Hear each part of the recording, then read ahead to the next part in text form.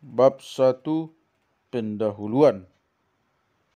Masalah berkenaan dengan hal-hal tersebut di atas, maka masalah yang timbul adalah yang berkaitan dengan berbagai aspek, yaitu 1. Masih banyak naskah kuno lama yang sekarang disimpan di rumah-rumah penduduk, bukan untuk dibaca, melainkan untuk disimpan sebagai benda-benda pusaka para orang tua yang harus dirawat secara turun-temurun. Padahal naskah-naskah ini terbuat dari bahan yang mudah rusak oleh pengaruh suhu udara. Makin lama akan semakin hancur dan tidak dapat dibaca lagi, serta isinya yang sangat berharga itu ikut lenyap pula.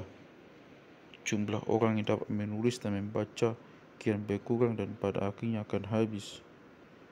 3.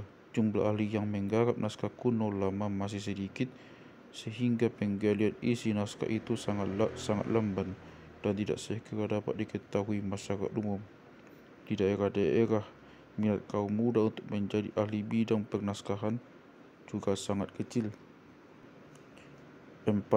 Banyak naskah yang lepas dari pemiliknya dibeli oleh orang-orang asing dan dibawa ke luar negeri untuk diperdagangkan sebagai barang antik atau dijual ke perpustakaan-perpustakaan dengan harga yang sangat tinggi. 5. Ingin melihat atau mengungkapkan nilai-nilai apa yang terkandung di dalam naskah kuno Nan Jomba Idik. 6. Apa fungsi naskah Sultanan Jomba Idik dalam masyarakat Batak pada masa silam dan pada masa sekarang. 7. Apakah nilai-nilai budaya yang terkandung di dalam naskah kuno Nan Jomba Idik masih bisa dimanfaatkan sekarang?